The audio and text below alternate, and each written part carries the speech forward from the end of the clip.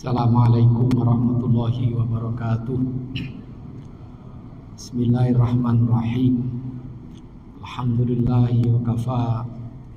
Wassalatu wassalamu ala rasulillahi Sayyidina Muhammad ibn Mustafa wa ala alihi wa ashabihi ahli sidqi wal wafa.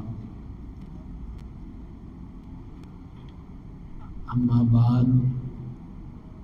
Hadirin hadirat Bapak Ibu yang dimuliakan oleh Allah Subhanahu wa taala, alhamdulillah atas anugerah dan nikmatnya kita bisa bersama-sama menunaikan ibadah sholat zuhur berjamaah di masjid yang kita muliakan ini. Selanjutnya kita membaca hadis Nabi besar Muhammad SAW yang dihimpun oleh Imam Ibnu Hajar Al-Asqalani. Sebab Ibnu Hajar itu ada dua ya, satu Ibnu Hajar Al-Haytami, yang satu Ibnu Hajar Al-Asqalani. Sama-sama ulama Mesir, tapi yang satu ada yang mengatakan Al-Asqalani itu di daerah Palestina gitu ya. Tapi karena yatim piatu ya, Ibnu Hajar Al-Asqalani ini diasuh oleh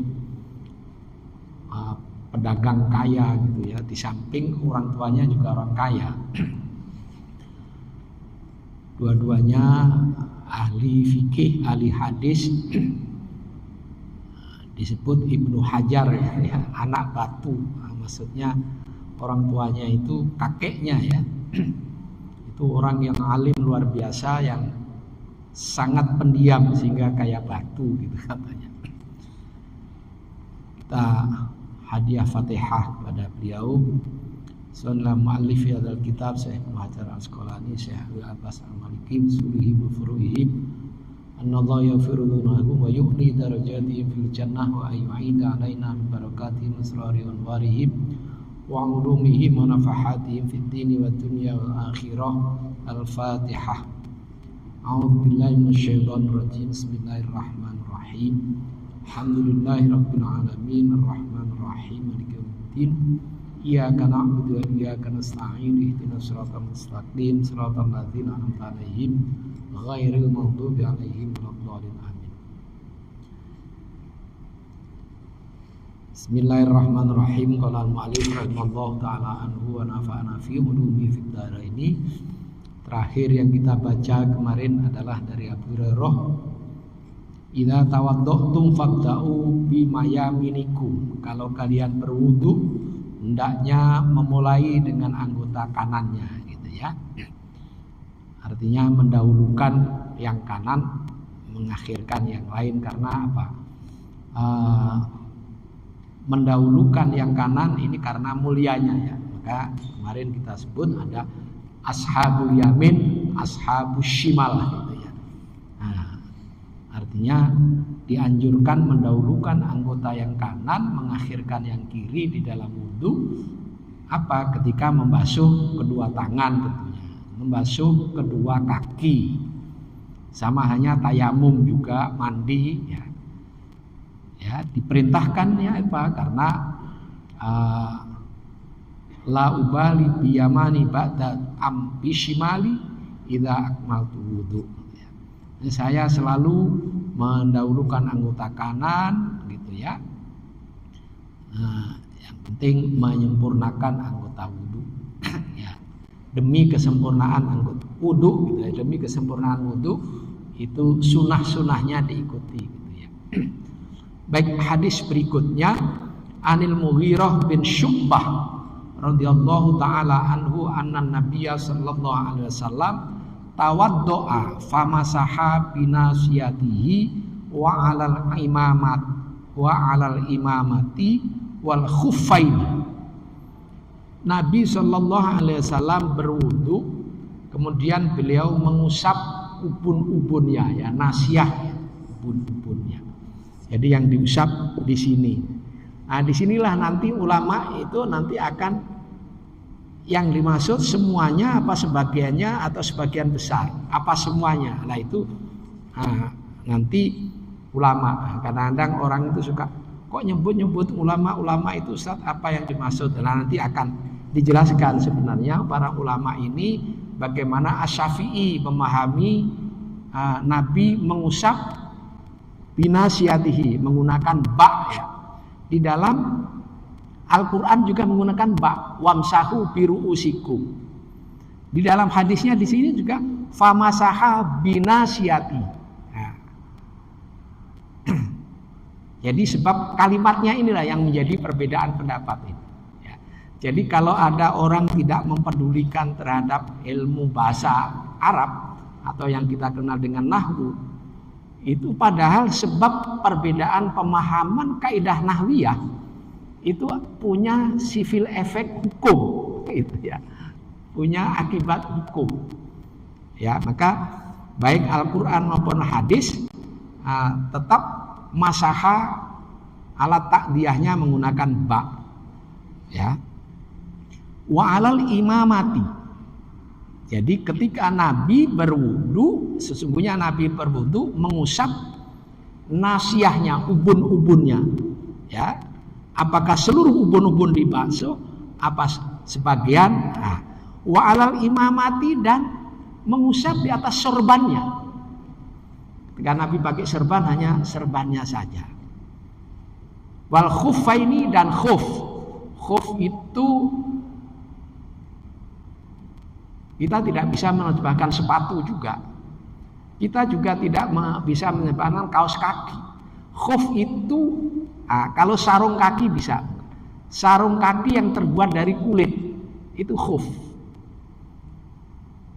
Jadi seperti kalau Bapak Ibu ke Mekah, Madinah, itu kan di dalam masjid itu suka banyak air zam-zam.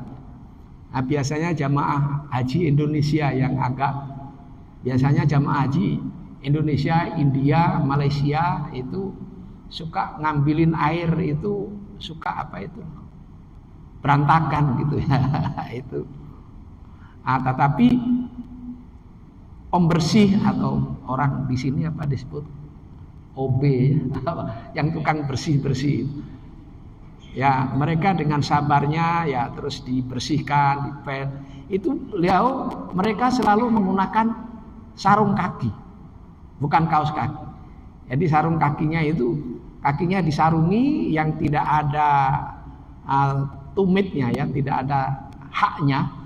Jadi polos saja, itu terbuat dari kulit, dia tidak tembus air dan meminimalisir rasa dingin, apalagi kalau musim dingin gitu ya.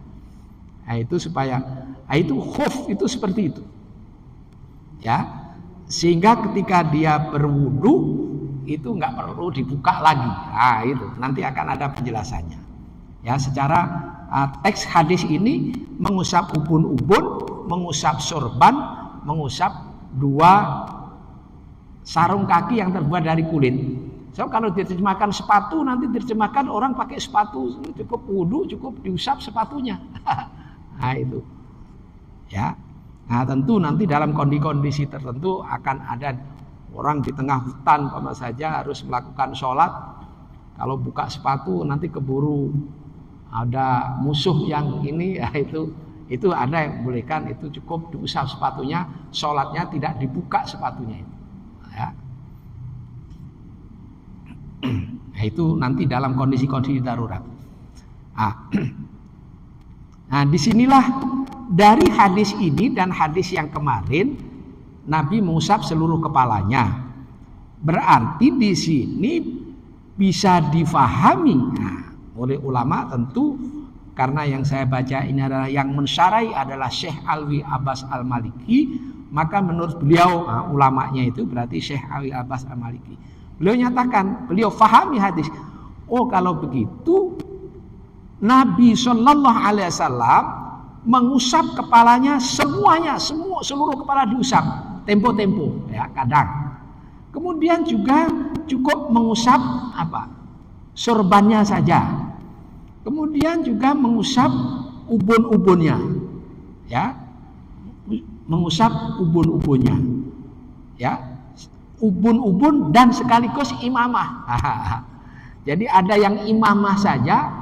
Ada yang ubun-ubunnya, maksudnya yang di sini ini, kemudian imamahnya serbannya nggak dibuka semua di sini terus diusap semuanya gitu. Nah, jadi tempo-tempo mengusap seluruh kepalanya, tempo-tempo mengusap imamahnya atau sorbannya saja, tempo-tempo mengusap ubun-ubunnya saja, tempo-tempo mengusap ubun-ubun dan imamahnya, dan juga mengusap khuf, ya, sarung kaki yang terbuat dari kulit, baik di dalam bepergian maupun tidak dalam bepergian. Semuanya ini sebenarnya memberikan keringanan kepada umatnya. Nah, gitu ya, memberikan keringanan kepada umatnya. Karena dalam kondisi-kondisi tertentu mungkin orang menggunakan sorban yang sorbannya itu besar, kemudian dililitkan, kan ada tuh yang diikat di lehernya itu ya, sehingga tidak mungkin untuk dibuka. Maka nanti mungkin dianalogikan wanita yang menggunakan kerudung yang tidak mungkin untuk dibuka, tapi dengan catatan memang betul-betul tidak bisa dibuka. Nah, tetapi al-khuruj minal khilaf ya, kalaulah nggak dibuka ya tangannya aja dimasukkan di dalam kerudungnya lah, diusap kepalanya kalau dia berwudu di tempat yang kan ada kalau di tempat-tempat tertentu kan nggak dipisah antara tempat wudu laki dan perempuan, mungkin di terminal atau di pengisian bensin itu sebutnya kok lupa, di pom bensin. Nah itu kan ada musola ya, tempat-tempat sholat, dan tempat wudunya biasanya ada memang yang menyediakan khusus perempuan, ada juga yang laki dan perempuan jadi satu, ada juga. Nah itu gimana ya, solusinya khuruj minal khilaf ya ini aja deh, diusap sedikit, kemudian kerudungnya diusap, boleh-boleh saja. Tapi ada juga, kalau begitu pakai peci juga ya, cukup diusap pecinya. Ya enggak lah, kalau peci kan enggak sampai nutup semua kepala, dan dibuka juga gampang gitu ya, dibuka juga gampang, bahkan diiniin saja juga bisa, atau diusap ininya bisa.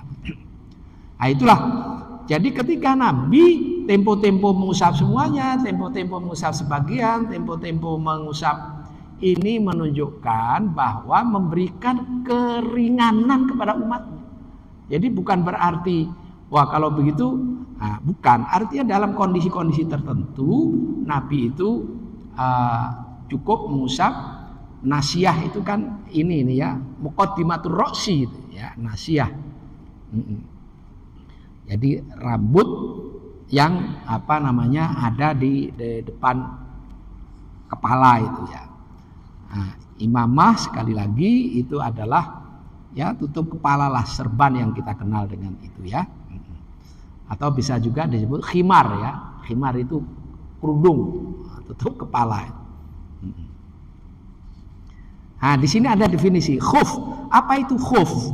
Khuf wa malbusun min jildin yuto al-ka'bain. Khuf adalah pakaian yang terbuat dari kulit yang menutupi kedua mata kakinya. Kedua mata kakinya tertutup. Yang kita ya sarung kaki, tapi bukan kaos kaki. Gitu ya, sarung kaki.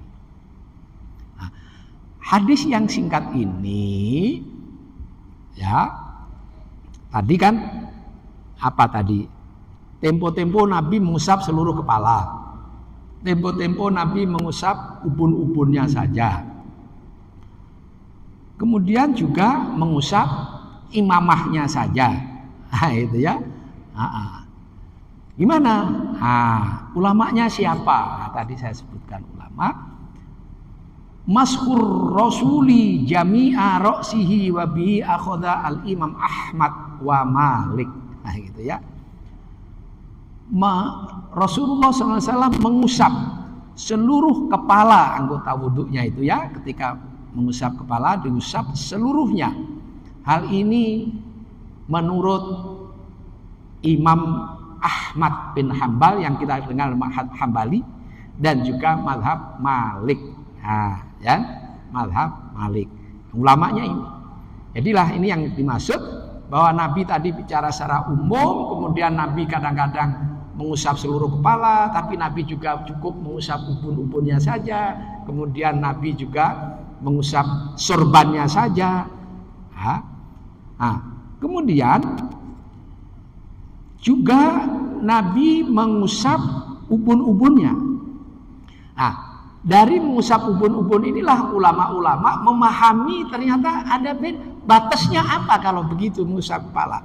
Maka waqaddaru al-ahnaf birubu'ir ra'si wasyafi'ah qaddaru dzalika bima yantaliqu alaihi ismul adna al-mashi wa huwa al-ba'du walau sya'ratan. Gini ya. Nah, yang dimaksud mengusap ubun-ubun ini, maka ulama-ulama juga berbeda pendapat tentang batasannya seberapa. Maka madhab Hanafi memahami yang dimaksud mengusap kepala ubun-ubun di sini berarti 1/4 kepala. Nah, maka suka Bapak Ibu melihat orang wudhu diusap begini. Nah, ini rubu namanya, rubu roksi. Wasyafi'iyah menurut madhab Syafi'i membatasi yang dimaksud ubun-ubun di sini adalah itu batas minimal ngusap. Ya, yang toliku beliau menggeser kepada pembatasan minimal mengusap, yaitu sebagian. Sebagian berarti disitulah kenapa baknya ya di situ masaha binasiyatihi. Di dalam Al-Qur'an wamsahu biruusikum. Ada nadzoman yang dikemukakan oleh ahli nahwu yang di pesantren-pesantren itu, di dalam alfiyahnya itu Ibnu Malik. Beliau menyatakan begini, bil bastain awid wazid wa al-siki. Ba itu ada maknanya isti'anah, minta pertolongan. Wazid ada tambahan, hanya sebagai alat penyambung, namanya huruf sambung saja, fungsinya hanya untuk menyambung saja. Kemudian ada apa namanya, tab'id itu sebagian, ada bermakna sebagian. Jadi wamsahu biruusikum, usaplah sebagian kepalamu. Masaha binasiyatihi, Nabi mengusap sebagian dari ubun-ubun itu. Jadi tidak seluruh ubun-ubunnya. Kalau madhab Hanafi tadi kan berarti 1/4, berarti semua ubun-ubun yang ada di sini. Ya. Asy-Syafi'i memahaminya sebagian. Maka beliau menyatakan bahwa yang dimaksud Nabi mengusap ubun-ubun tadi adalah sebagian. Ya, sebagian minimal.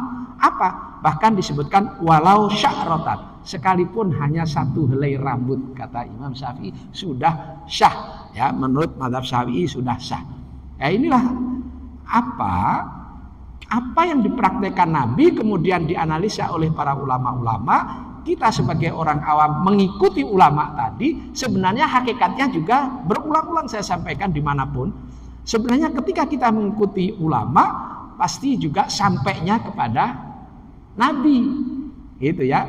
Karena Nabi memang mencontohkan beberapa model kira-kira itu bukan berarti itu nasih mansuh, tidak, justru memberikan keleluasaan kepada umatnya untuk prinsip asasut tasyri' fil Islam, salah satunya adalah litaisir wa takhfif.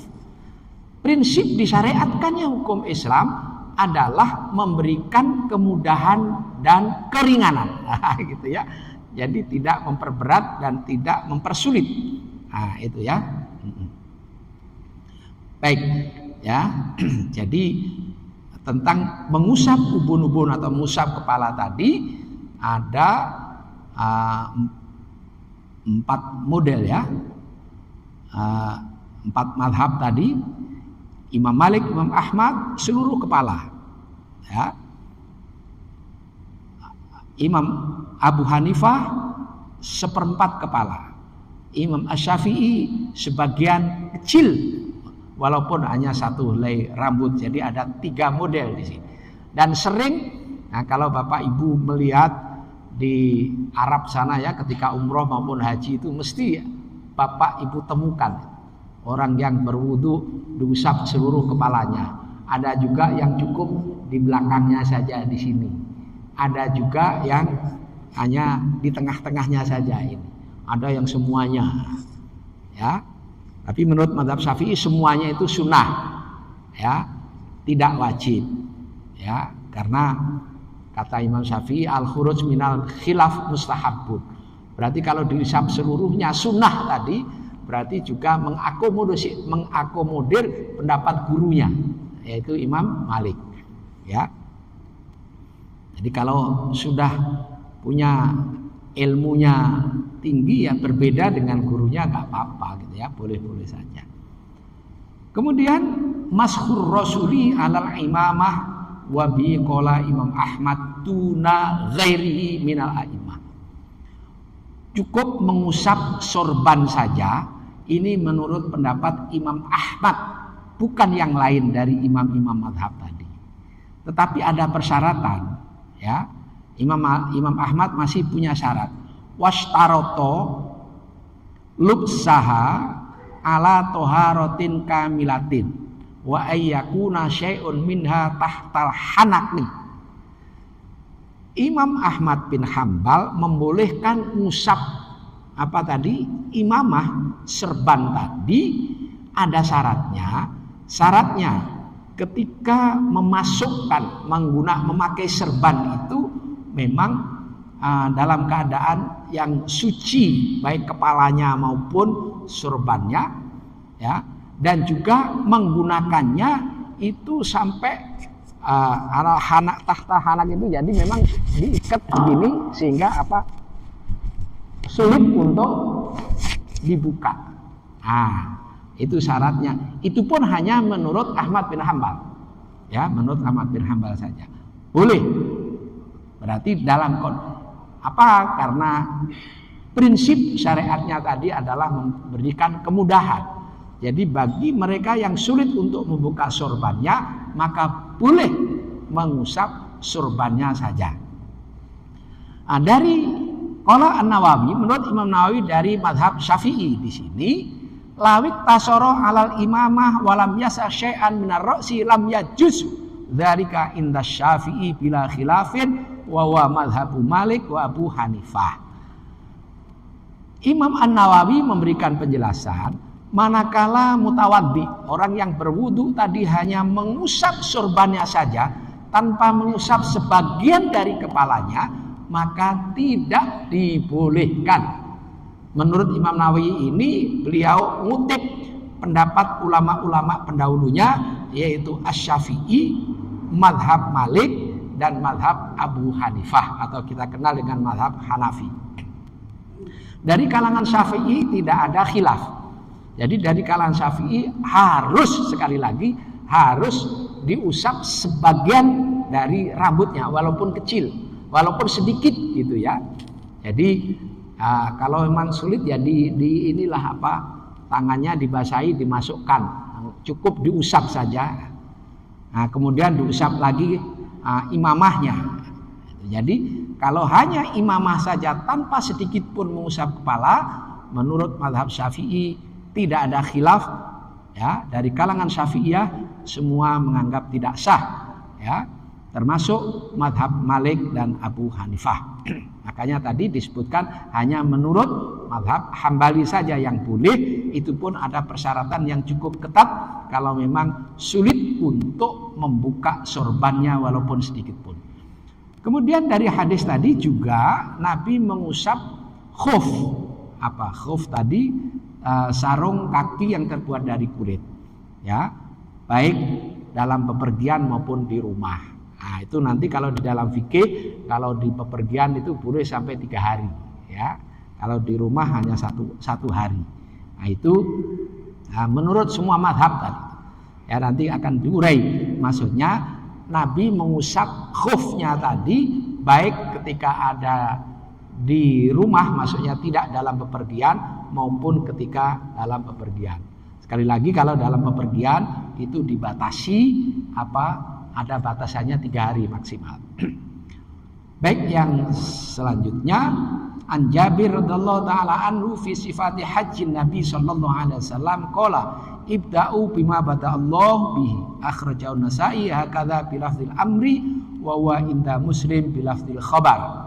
Dari Jabir tentang menjelaskan sifat hajinya Nabi di sini, ibda'u bima bada Allah, mulailah dengan apa yang dimulai oleh Allah. Nah, maksudnya apa? Ketika haji itu kalau mau sa'i itu harus dari sofa dulu. Nah, itu maksudnya karena apa? Allah nyebutnya innas sofa wal marwata. Jadi sofa dulu yang disebut. Maka kalau sa'i itu harus dari sofa. Sofa ke marwah dihitung 1 kali, marwah ke sofa dihitung 2 kali, dan seterusnya sampai nanti yang ketujuh itu berakhirnya di marwah, ya, di marwah. Artinya apa? Hadis ini nanti memang akan diberi penjelasan yang ada di dalam di dalam kitab Babul Haji lah, nanti akan secara rinci barangkali ya. Jadi Nabi keluar dari pintu, maksudnya dari pintu apa? Dari pintu haram ya, itu tanah haram. Maka dianjurkan kan orang-orang habis tawaf, nah itu kan supaya masuk ke arah sofa, makanya akan ditulisi itu babus sofa gitu ya, bab pintu menuju ke sofa ya. Maka dimulai dari bab atau pintu menuju sofa. Nah, ketika dekat dengan sofa kan disunahkan membaca innas sofa wal marwata min sya'airillah.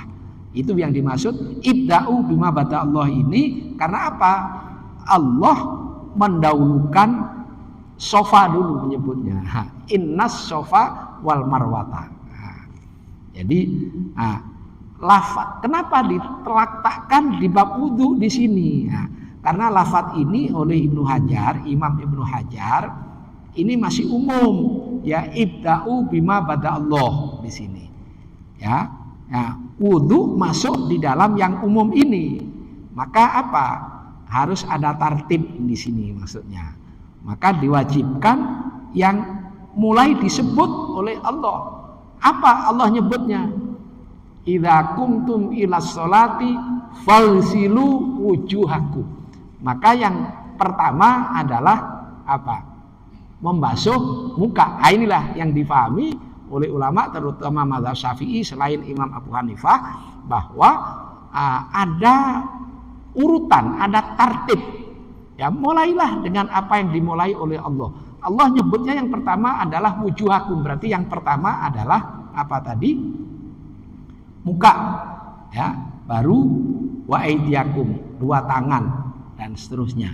Nah, inilah yang dijadikan dasar oleh ulama yang mewajibkan adanya tertib dalam wudu. Ya, adanya tertib dalam wudu. Ya. Ya, walaupun sekali lagi menurut mazhab Hanafi itu tidak wajib ya tertib dalam wudu, tapi Syafi'iyah dan Hanabilah itu mewajibkan adanya tertib. Ya, adanya tertib. Jadi apa di sini hadis ini memberikan gambaran bahwa memulai dengan sesuatu yang dimulai oleh Allah itu ya. Apa maksudnya? Kalau di dalam wudu di sini fayajibul bada'atu bi ghaslil wajhi summa ma ba'dahu ala tartib. Yang pertama membasuh mukanya. Kemudian setelah itu yang disebut oleh Allah apa? Yaitu kedua tangan. Ya. Setelah kedua tangan baru kepala. Setelah kepala baru 2 kaki. Itu argumentasi Imam Ahmad dan Asy-Syafi'i yang mengatakan bahwa harus tertib. Kenapa? Bukti yang lain di samping bima bada Allah tadi, kaki ya membasuh kaki itu atofnya kepada membasuh muka dan membasuh kedua tangan. Kalau nggak tertib ya itu maka Allah nyebutnya mesti tidak belakangan. Maka kaki disebut belakangan oleh Allah. Ya. Kenapa? Mestinya antara maktuf dan maktuf alaih itu kan mestinya yang paling berdekatan. Maka di dalam Al-Quran, faghsilu wujuhakum wa aydiyakum ilal marafiq wamsahu biru'usikum wa arjulakum. Itu mayoritas ulama membacanya bukan wa arjulikum, tapi di dalam Quran itu dibacanya apa? Wa arjulakum. Ketika dibaca wa arjulakum berarti atofnya kepada faghsilu wujuhakum. Mestinya kan kalau yang paling dekat mestinya dibacanya wa arjulikum. Nah, akibat beda baca ada konsekuensi hukum. Jadi kalau dibaca wa arjulikum maka kaki tidak dibasuh tapi cukup diusap. Karena atofnya kepada wamsahu biru'usikum wa arjulikum. Ya, usap kepalamu dan kakimu. Nah, itu. Tetapi di sana mayoritas ulama membacanya wa arjulakum sehingga kaki harus dibasuh. Itu salah satu dalil ada tartib di dalam wudu. Nah, gitu ya. Tartib di dalam wudu.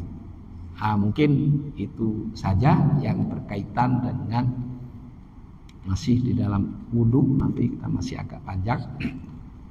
Silahkan kalau ada yang bertanya mungkin. Kalau enggak kita sudahi sekian saja ya, sudah setengah satu ya, udah ada lewat. Baik, Al-Fatihah. A'udzubillahi minasyaitonir rajim. Bismillahirrahmanirrahim. Iyyaka na'budu wa iyyaka nasta'in. Ihdinas siratal mustaqim. Shiratal ladzina Bismillahirrahmanirrahim. Alhamdulillahirabbil alamin. Hamdan yu'affi ni'amahu wa yukafi mazida. Ya Rabbana lakal hamdu wa lakal syukru wa lakal mulku kama yanbaghi li jalali wajhika karim wa sultanik. Allahumma ij'al jam'ana hadza jam'an marhuma wa tafarruqana min ba'di tafarruqan ma'suma. Allahumma arina haqqa haqqan wa ittiba'ah wa arina batila batilan wa tinabah. Allahumma inna nas'aluka ilman nafi'a, nas'aluka fahman wasi'a, nas'aluka qalban khashi'a, nas'aluka maghfirah, nas'aluka salamah fid dini wad dunya wal akhirah. Walhamdulillahi rabbil alamin. Assalamualaikum warahmatullahi wabarakatuh.